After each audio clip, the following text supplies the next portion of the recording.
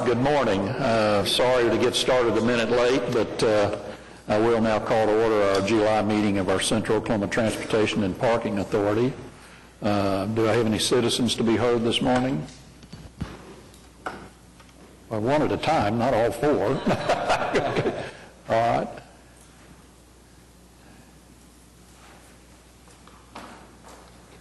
If you would give us your name and who you represent. We'll be glad to. My name is, okay. Pardon? My name is Debbie Blackburn. Okay. I'm a board member of Amtrak. Our board president couldn't be here today. He's on vacation. He has met with the property owner at the request of City Council to talk about these issues. I would say I'm also, because of my interest in a larger regional transit system, a member of the streetcar committee from APS 3. So I am very interested in a system that works and fits together. One of the things that has been done is a hub study that ACOG undertook to study where the hub should be, where a transit hub should be that could service all these needs. The Santa Fe Depot was the place that was chosen, and the study was done on the basis of whether there was necessary track and platform capacity, commuter rail connectivity, and the ability to avoid, importantly, the freight trains that go through that particular area. Santa Fe was chosen precisely because there is expansion room on the east side of the tracks. The connectivity would be through the spur on the property, and the spur is necessary because it services the passenger tracks on the outside platform and keeps it out of the way of the traffic, and it wouldn't have to cross the freight lines. If the study that you're about to undertake about the private property with the parking garage was done, it would have an impact. It would mean that the trains could only so-called back in, back out. This would have a negative impact on having a system that could work, because it has to be based on entry and exit times, delay times, and it just would cut off the Midwest City Tinker ability to go that way, also a possible adventure line to the Adventure District, the zoo and so forth. It would, we would have to wait on the freight trains, and this has already been determined in a study that's already been done.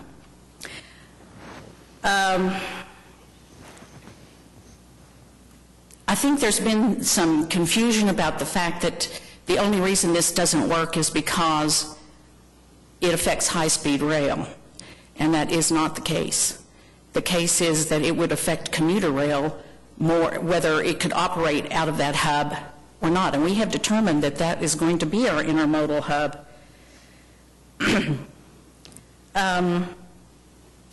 All the other alternatives, anything possible that could be considered to have a regional hub and to allow it to take traffic back and forth to Midwest City and Tinker, were evaluated. There was no other alternative that was found that would accommodate this. Other than that, the tracks are where they are. Parking garages can be moved. In fact, I would say that part of the reason that this doesn't work is because primarily the way it is set up is the parking garage is sitting where it is, most of it is on private property rather than public property. And when the lease ran out with the city would be forced to buy that property back from the property owner in order to get the use of that property at the end of the lease. There are other ways to put that. There are other places in Bricktown. You cannot move the rail track lines. This has been studied. Another study, $18,000, half of it to come from the federal money that we're getting, that's just like throwing it out the window. If you go to the same consultants you've had before, which I know you were having a discussion when I walked in, I don't know if it related to that, they should come to the same conclusion. This is not the place for a parking garage right up next to the tracks that cuts off the spur that is a necessity for having commuter rail into the eastern part of Oklahoma County. I know there is a person who owns this land, and I would suggest openly that if you have to, that you talk about a land swap for this person. This is not the place to put this, and primarily the way he has it constituted so that most of it is on his private land and not on city land, which means that ultimately the city will have to buy back the lease. This is not an innocuous thing to vote on. This is duplicative at the very best. It is wasteful at the worst. It is short-sighted. And it is working for a private third party who does need to be considered, and like I said, the city should consider maybe a land swap. But there are other places to put this in Bricktown. You cannot move the tracks. The tracks are where they are. The spur is where it is. It would be so short-sighted to cut off that spur and leave no way to go into the eastern part of the county. No, backing up does not work because you have to operate at in conjunction with the freight trains, and you would maybe have to sit there for a long time. You wouldn't have a schedule that would be logical or would give you an effective commuter system. And if we are going to grow as a metropolitan area, we need to have commuter rail, and this is not about the possibility of high-speed rail. This is about simply having commuter rail to bring people who work in Oklahoma City or want to come into Bricktown and spend money to do that. This is more than one person. This is about Oklahoma City. This is about the region. So I would ask you not to vote to spend $18,000, which the Maps Committee Transit Maps Committee would love to have to do some work on EK Gaylord in preparation for making that hub operational, to do another study to placate someone. This is about the best use for the citizens of Oklahoma City. And I would ask you please to consider this before voting for throwing $18,000 more out the window. Thank you. Correct me if I'm wrong, but the initial study we did probably didn't take into account the location of this proposed garage, did it? No. I mean, at that point in time, it wasn't a consideration, so at least as presented by the public sector. And so the study we're talking about today, which that item has been pulled, but we will proceed to do a study because of the proposed garage. So the initial study did not take into account the possibility of the garage being there. Excuse me, sir. It did take into consideration that spot where this proposed parking garage would be. It absolutely did. And that part is essential. That spur is essential to commuter rail. It absolutely did take into consideration that that spot does not need to be developed. It's duplicative. I mean, you can say, well, we didn't have any proposal for this, but they took into consideration that particular location that has the spur on it. That is not true. It has been done. It has been studied. That parcel of land is integral. Just a clarification on that. The location that Mrs. Blackburn is talking about, clearly relative to the spur, was part of it. But what I understood you to ask is, was there a discussion about a parking garage being built at that location, and there certainly wasn't. In fact, as part of the hub study, the parking garage location that was identified as a potential site to support commuter rail and high-speed rail was actually located on the south side of Reno there, up against the train tracks. And later, as we did a downtown parking summit, and we were talking about the need for additional downtown parking, it became evident that when talking to building owners and leasing agents that the desirability of having a garage in the downtown area was probably higher if we were on the east side of the tracks rather than on going north up to 5th and 6th by Robinson. So we know where there's a desire for parking. Whether this works or not, obviously, is what we were looking at. But clearly, and that was what was part of the study, is to identify if there are other ways to get in there that would not necessarily inhibit the building of the garage, or come back with the decision that says absolutely it's going to inhibit the building of the garage or the track. And ultimately, it's city's council's decision as to which way they want to go. Okay. Thank you. Yes, sir. Hi, my name is Jeff Bezdek. I reside at my office at 1015 North Broadway, Suite 120 here in downtown Oklahoma City. I'm also a downtown property owner. I served on RTD1. Currently am involved in the current RTD process with ACOG, the Streetcar Alternatives Analysis Committee, and currently on the MAPS 3 Streetcar Subcommittee. I'm also the Education Director for the transit nonprofit, the Modern Transit Project. So I've attended many, many meetings, and I would like to add some additional clarity to what's being discussed today, because some of you look like maybe you know, maybe you don't know. Santa Fe Station, what you probably do know, was chosen out of, I believe it was 6 or 9 different sites downtown. And one of the major factors as to that location being preferred over the other options was because of its geographical location in the greater downtown area. It's very pedestrian friendly because of its relationship and proximity to the pedestrian core. We determined through the intermodal hub study that facility barely functions, barely works. It does function, and it works short of about 15 feet. But if the site were constrained further, it would be hard to establish that facility would serve our needs into the next few decades as hopefully commuter rail and additional rail comes online. And as you know, Amtrak currently goes to this facility.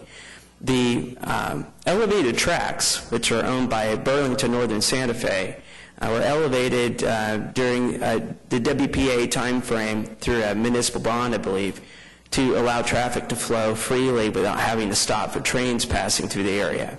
This elevation requires a curving ramp that descends down into the area that's being discussed, the parking garage, to provide service to Tinker, Midwest City, Del City, future service to the Northeast Line up in Ward 7, and potentially high-speed rail, not high-speed rail as the Europeans know it. We're talking about higher speed Amtrak-type service to Tulsa if that should ever be established in the future.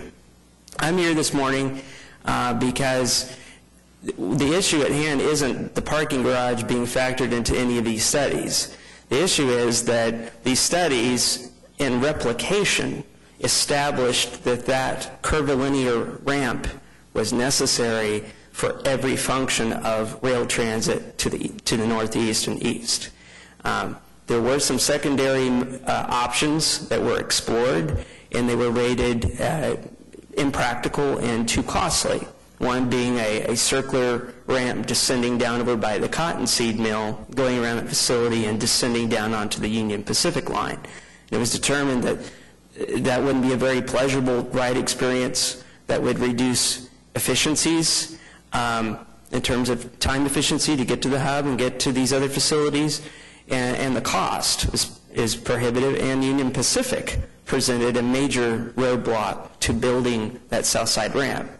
So the issue at hand isn't whether the parking garage was studied in the context of these other studies. The issue is that you have an applicant or someone who is proposing a parking garage when these multiple studies have established that ramp is absolutely critical to providing that service. So I think the people that are here today are saying, why are we spending money studying something that we very firmly established, not through just Jacobs Engineering and the studies they've done, but also ODOT's high-speed rail analysis and URS, who is currently conducting the commuter rail corridor study, which presumably would end up with some of those same conclusions. So I'm here asking for conservation.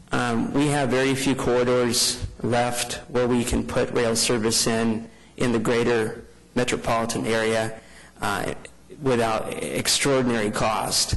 And we're losing these incrementally. We're losing them. When the crosstown was rebuilt, a bridge wasn't designed spanning it to accommodate any kind of rail.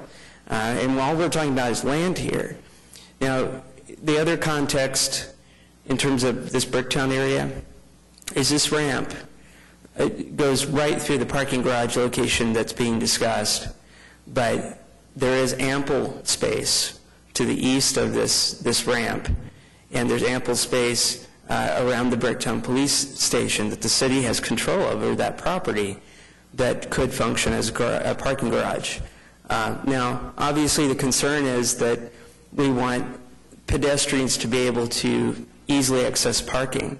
But, I would say as a MAPS 3 streetcar committee member that that's one reason why we're putting a streetcar in, to provide distribution of pedestrians over a broader area. So I don't understand why no one told Mr. Karchmer, no. We have all these studies, they established this. And I don't know if you got to watch the city council meeting, I believe it was a month ago, but they pretty much firmly established what their sentiment and policy is. Even the mayor came out and said this is not something that he could support, that the other council members could support building the garage in this location if it precluded building this infrastructure.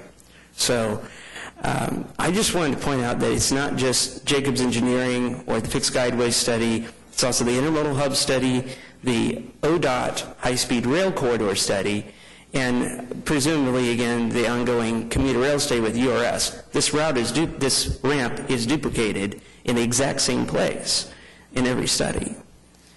And finally, one other thing. There are different ways of getting up to the elevation other than just this cottonseed mill. And as Debbie mentioned, Ms. Blackburn, one is a backup maneuver, where you pull up on the elevated and you reverse directions and go over to the Santa Fe station.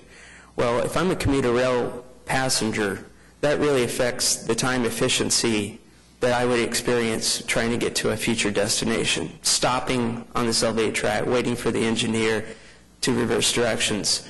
So the Santa Fe, the beauty of the Santa Fe is not only is it barely functional in terms of this capacity issue, but it enables trains to pull through. So they never have to stop other than to pick up passengers and drop off passengers. They can keep on going. So you have the maximum flexibility that was established through this study for this facility. So we're disappointed that someone at some point did not tell Mr. Karchmer no. But nobody did. No one wanted to take on that responsibility. But the city council did do that. And why we would spend money to specifically evaluate the viability of trying to make something else work so that this gentleman can establish a parking garage on this specific location. Even though we do have a parking problem, that's undoubted. I'm sorry, but we have to say something. This is conservation. First, I want to say that I did watch the city council meeting, and so I was very aware of what the city council said. But even the mayor, I don't think, said that we would not do this. And I think that what we heard was we would not eliminate the linkages. The linkages are critical. The discussion is at what cost. So we really need to get more information as a trust to evaluate what is the cost of alternatives, given that we have this parking garage proposal on the table. We as a trust have an obligation to provide parking.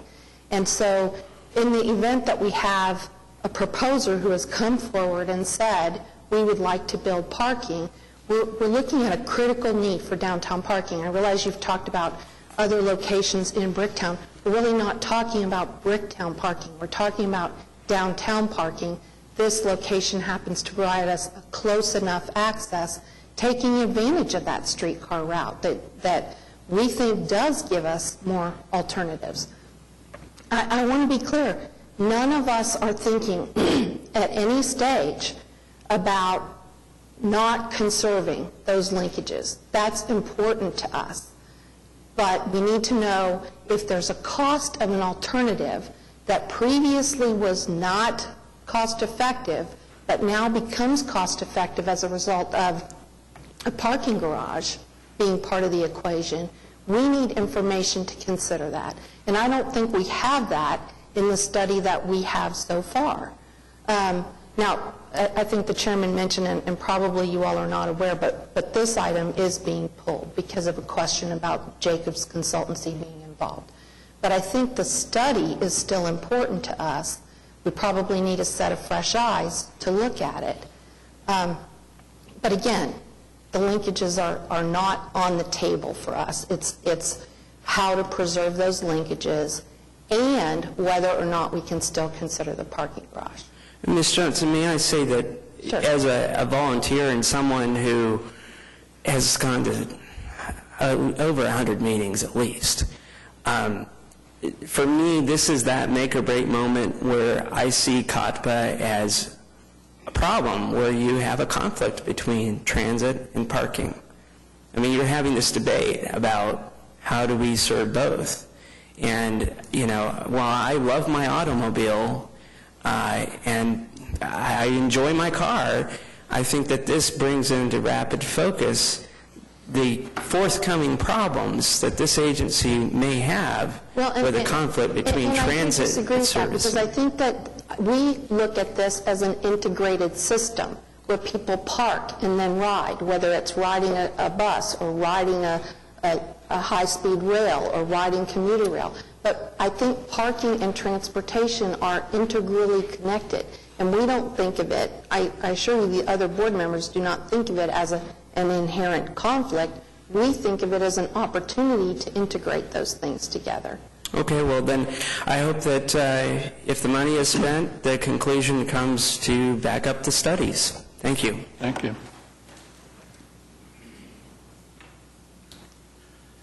Bob Kemper, I'm an Oklahoma City resident, have a small company, Kemper Consulting Group. I'm formerly urban design engineer for the Oklahoma Department of Transportation. I've been involved in these rail studies for the past well over 30 years on integrated rail and bus systems for central Oklahoma for mass transportation of all sorts. My concern is different, and I want to reiterate what Ms. Blackburn and Mr. Besdick said. They're absolutely correct, and conservation is a big issue. Oklahoma City historically has had a problem with destroying what we have. Whether it was the MI pay plan, there's just a lot that we do for the short term without looking at the long-term consequences. And I agree that there may be other alternatives to using the Bricktown spur or using the trestle. The problem is, you know, if you look at some of the other cities around the country, they're envious of what we have. We have infrastructure that others don't have. As an example, the city of Houston is building a light rail system. They have paid an average of $1,367 per foot for right-of-way, per linear foot, $1,367 a foot for a total of $30 billion. Now, we don't know for sure when we're going to get commuter rail. We don't know for sure when high-speed rail. It may be 20 years from now. But what is the cost going to be if we destroy our infrastructure now? I think it has to be protected at all costs because, again, Oklahoma City has historically been too quick to kill off our infrastructure and what we have without looking at the long-term consequences. The connectivity is perfect at Santa Fe Station. And again, so many other cities would just love to be able to have what we have, and I think we've got to approach this very, very carefully, and I hope to reinforce the studies. The studies were done, and I understand the need for pedestrian traffic, for vehicular traffic and parking. It's a critical issue. And other cities have faced the same problem, but we don't cure the problem by destroying what we have now. Thank you. Thank you.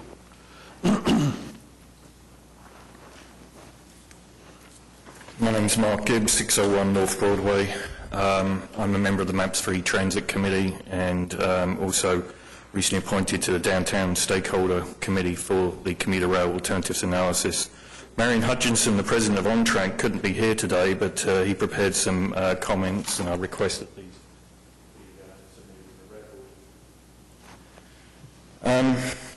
The hub study was a very important study at a very crucial time and addressed a lot of very important issues that were of concern to the transit community.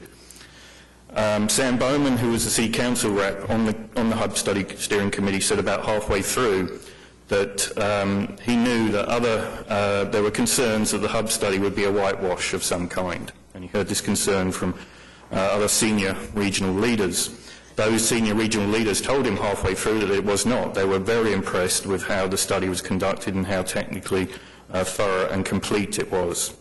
Also, further on into the study, I actually came up with the term future-proofing, probably much to Jacob's chagrin, but we were concerned that it was only looking at the limited corridors of the fixed guideway study and requested that it also include the Adventure Line, i.e. the Northeast Corridor, and the line to the airport, and proved that the system could work not just 30 years out, but 60 years out. And I think that lent a lot of, they went back and they did the work, and it lent a lot of credibility and to the whole study, a lot of transparency. So if for some reason we are supposed to revisit that, there is a very high hurdle to overcome. There is a very high need for a very thorough technical study that somehow will be able to override what were very, very thorough conclusions, as Marion has documented. If Jacobs is not going to be involved, then I would expect that someone of the calibre of Alan Zarit, a nationally recognised rail hub expert who is out of the Jacobs Dallas office, should be involved. And any conclusions would need to define in detail why the present solution is unacceptable. I accept that there may be other ways to reach the hub, but I expect them to be a lot more expensive. I'd like to see it documented why there won't be a degradation in service quality, why there won't be degradation or safety risks of having to back up and across freight tracks, and why the technical operations won't be impaired. I also note in the proposed contract amendment, I appreciate that item has been pulled, there's no mention of ODOT. There's no mention of high-speed rail at all. Now, while some people may try to characterise this as just about high-speed rail, and I think that point's been made clear, high-speed rail is still on the table. In fact, if you read the amendment on page 11, it seems to imply that some kind of decision has been made that high-speed rail will bypass the hub. I've not heard of that. I'm not aware of that. So I'm rather sceptical about even how this contract amendment's been written. ODOT's not involved, they're not going to be invited to this parent workshop. I'm quite bemused by that. I'd like to step back a little bit and talk about the importance of preserving transport corridors and transport infrastructure. I was very happy as member of the MAPS 3 Transit Subcommittee to recommend to the MAPS Board and onto the City Council to repurchase the Santa Fe depot, something that should never have left city hands. And that's something we're going forward and we're going to have to do. I can speak to issues in other cities where poorly built terminuses have created a lot of problems operationally. As Jeff has mentioned, one of the great things is these through movements. It's much easier to get a lot more traffic through if a train dwells at the central station for a few minutes and moves straight on. We see that all of the terminuses in central London were built outside a 2 square mile area because of Victorian landowners at the time, and it's now costing billions to reconnect and create through movements. The same also happened with the Berlin Hauptbahnhof, having to recreate those through movements. And I can't overemphasize the importance of preserving critical transit corridors that will cost a lot more money to rectify mistakes. Now, I'll specifically speak to Ms Johnson's in concerns there. She seems to imply this linkage will be preserved. If so, that is a very important position statement from COTPA, and we sincerely hope that it is the case. We've also advocated for a land swap. One of the interesting things about when this ramp is built out is it will create a triangle bounded by the railroads on all sides. And that won't be land that can be developed very easily, except for one thing. It would make an excellent area for a parking deck, and it would be in close proximity to the downtown core, and I'm fully appreciative of the need to extend parking for downtown employers. There's a win-win solution, and I can't believe for $17,000 you would be able to provide the capable, thorough, technical, and credible and transparent study that I've just said. But for $17,000, you might be able to demonstrate why a parking deck built in the middle of that triangle will work and work to the satisfaction of all parties concerned. Thank you for your time. Thank you. Well, I might say that, you know, this, as was mentioned earlier, this negative impact of the IM pay plan did occur in Oklahoma City, but I think since Ron Norick initiated the original maps, this city has done a magnificent job of developing its infrastructure and developing what we have in Oklahoma City, and I couldn't be any more proud of it, and I would think, and I'm sure the City Council is continuing that train of thought in any of the development of any transportation. Also, as chairman a few years ago, I saw the need for a regional transit authority, and we began some studies on that.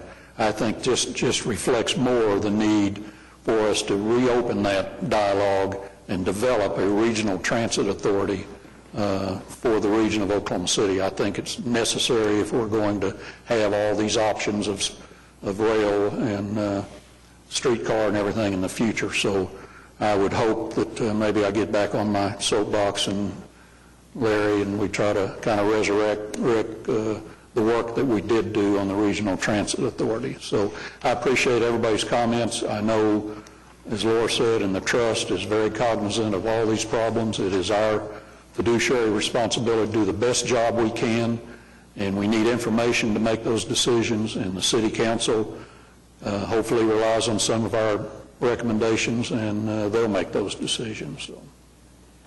I have one question, Rick. With the study, is the intent that we would not just get back a yes or no, this works or this doesn't work, but alternatives that within that close location, because there is control issues where the city does have some property in there where a parking garage could be aligned so that it doesn't interfere with the connectivity, but still can take advantage of the proximity of the parking? Well, essentially the focus of this was to identify, are there other alternatives to reach the Santa Fe station? And if they are, what are the positives and the negatives, and what's the cost of doing so? Pretty much as Mrs. Johnson outlined. So that information is available to the decision makers as to if parking is deemed to be important to City Council, at what cost would they be willing to impact potential rail?